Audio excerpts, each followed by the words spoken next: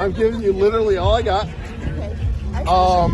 But no more. Yes, I don't know if you've seen this. DC police are refusing to release January 6 political prisoners despite Trump issuing them pardons. Trump need to have the DOJ prosecute anyone not cooperating with official presidential pardon. I'm giving you literally all I got. But no more are going to be released tonight, okay? And tomorrow is a brand new day. We'll see what tomorrow brings, okay? I'll probably be here with you, okay? It's a violation. You don't release them after release. Law, right? Can we? No, I was told no more tonight. No more tonight. No more tonight, okay? We trust you. And tomorrow, I don't know, okay? And that's the best I got for you. Can you tell us the condition of the prisoners? Nope. I'm sure they're fine. We just worry that you release them after we left. No. The commander has assured me no more being released tonight. Oh, good. Okay? We worry about their code. I understand. I very much understand. Okay. Tell your boss. He's humanitarian. Okay. Okay? Thank you. All right. And tell them not to pepper spray them and beat them up again. Okay. All right. Yeah, I think we should to separate the pardons that are happening today. So the reason why Joe Biden pardoned the January 6th committee and other Milley and Fauci is because Donald Trump, you're right, he ran and people elected him. He said he was going to seek retribution. Now, retribution is not a part of the Constitution, right? So we put those in place. I think it's unfortunate that he pardoned his family today. I am a Democrat. I think that it does cloud what he did so I think you should bifurcate those two. And then I think the pardons for January 6th are completely different. The reason why today feels so abnormal is because of what happened last year or 4 years ago on January 6th, something that none of us in our lifetime have ever seen. So on your day one, when you talked about, not you, Sir Michael, but Donald Trump talks about lowering the cost of eggs, what you do is you let people out who undermined our Constitution, who undermined the election, who undermined people who felt like their life was not better under Donald Trump in 2020. They felt like they wanted a different 4 years, and that's why they elected Joe Biden. So I want to put those pardons in separate buckets, and I think we should be talking about them differently because they are not all pardons are not created equal, in my opinion. You know what is more funny? These people will sit here and appreciate Joe for pardoning his family. If you are not guilty of a crime, why will you be pardoning your family? It therefore means there is something you are guilty of. That is my conclusion when I look at people on CNN struggling to justify this. Concerning the JC prisoners, we all saw what happened. How many months some have been in this prison? If you want to count, some have not even received sentence till date. Then you will tell me the decision Trump took to pardon them is unnecessary. At a certain point, I was scared that Trump would pick up a certain group of people and pardon and abandon some people there. That could have been a problem to a lot of Republicans based on what I saw on social media. They said if Trump wants to pardon, he should be able to do that to everybody.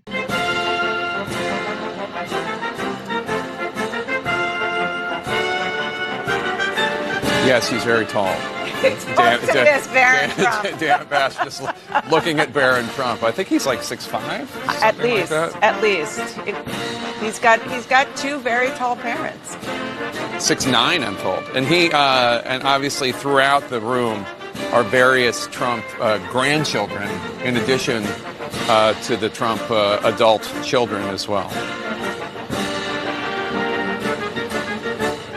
They were right behind. And I believe that's Barron's grandfather, Melania Trump's father, next to him. She, of course, lost her mother. Tucker Carlson, also the former Fox host, now popular podcaster and YouTube hoster, or I'm not exactly sure what to call him, but influencer, certainly. Very influential. Very influential, yes, absolutely. Anderson Cooper? I just want to look at that salute that he gave again, just if anybody missed it. We'll just show it again. He's just wrapped up here. You can hear the. All right, so we just showed that. We just showed that. Right. It's worth Salute. It was quick. I think our viewers are smart and they can take a look at that. But it certainly was. It's not something that you typically see at American political rallies. Let's put it that way. No, it was not something that you usually would see. And it was quick, as you point out. It was very quick, but it was in a moment of intensity for him as he came out dancing, and then he did that. He is a hero here. And I just want to say thank you for making it happen. Thank you.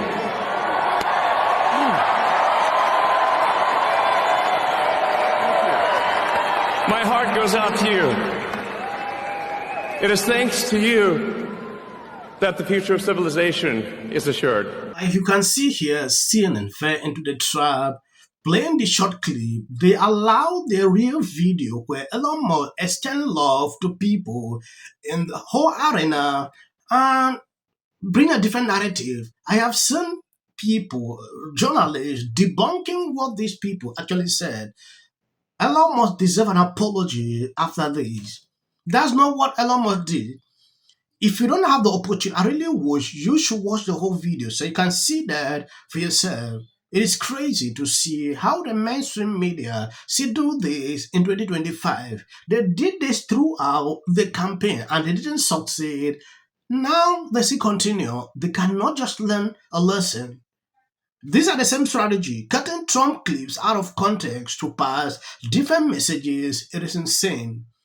Look into the context. I have seen even Jewish people like Ben Shapiro coming out to blast the mainstream media who try to portray the image like Elon Musk doesn't like people coming from Israel. It's a lie. It's a lie. That's not what the man was doing here. Out front now is Jackson Reffitt. He turned his father, Guy Reffitt, into the FBI for participating in the insurrection. And Guy Reffitt is currently in prison, serving a 6.5-year sentence for rioting at the U.S. Capitol on January 6th. So obviously convicted and serving his sentence. Jackson, I appreciate your time. So here we are, and Trump is announcing pardons for January 6th defendants. That this could include your father, who's serving a 6-year sentence, a 6.5-year sentence as we speak. What's your reaction? Well, I'm honestly flabbergasted that we've gotten to this point. I mean, I'm terrified. I don't know what I'm going to do. I've taken as many precautions as I could recently. I've picked up a gun. I've moved, and I've gotten myself away from what I thought would be a dangerous situation and staying where I thought my dad could find me. Or other people, people that are going to feel so validated by these actions, by this pardon, I'm just so filled with paranoia about what could happen. I've been waiting all day from a call from the DOJ to just figure it out and know what to do next. Because right now I don't, other than just to, sit around and, Yes, in another video, CNN brings on the son of a J6 defendant who claimed he had to buy a gun and flee to protect himself from his dad when Trump is about to pardon. They just won't let go of his in this narrative. Jackson, who reported his father to the FBI, says, I have taken as many precautions as I could recently. I have picked up a G. I have moved and I have gotten myself away from what I thought would be a dangerous situation and staying where I thought my dad could find me or other people. He added, my father's actions coming from the Trump presidency and what he thought he was doing was right, just destroying it. I made a very, very disgusting decision to inform authorities about what he was doing, and I still feel horrible about it every day. When you take a look at this person was stupid. Now, they are suffering as a result of the consequences.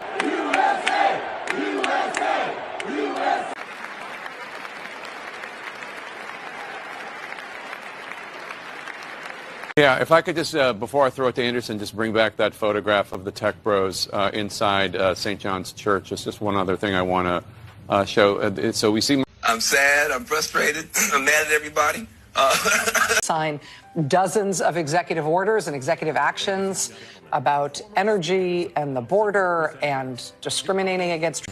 I thought this was an incredible speech. One should be able to enjoy while it lasts. Everybody's been worried that he won't do anything to help us. Thank you guys for watching to this, and as of the short clips behind these videos, this is for the algorithm. You can stop here. If you see most of my videos, I usually put here people who ask, why are you putting short clips? It is for the algorithm.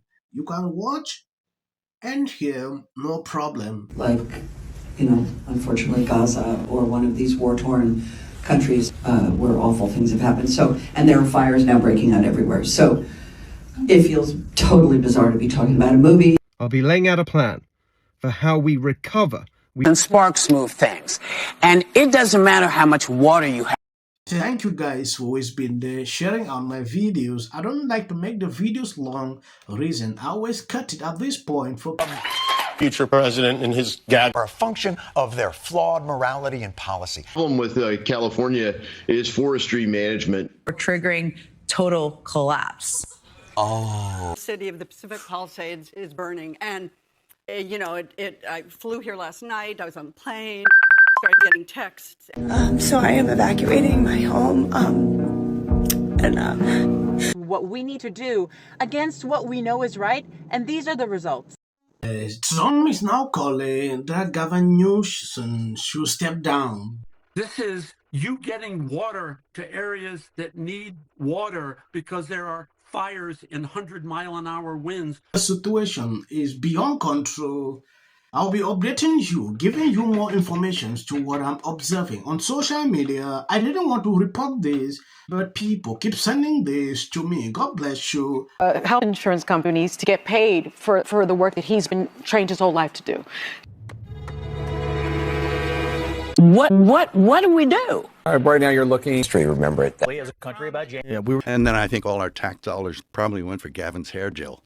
I don't know, but it's like, you know, it's sad. I want to be, Jim Jordan. In the 5 tenants of Palisades Village right here. This is the town center of sorts. And he did this little dance. Josh Green, the governor of down in Hawaii, who had some. And then we watch the news or talk to my friends. Now, I want you all to put all the pieces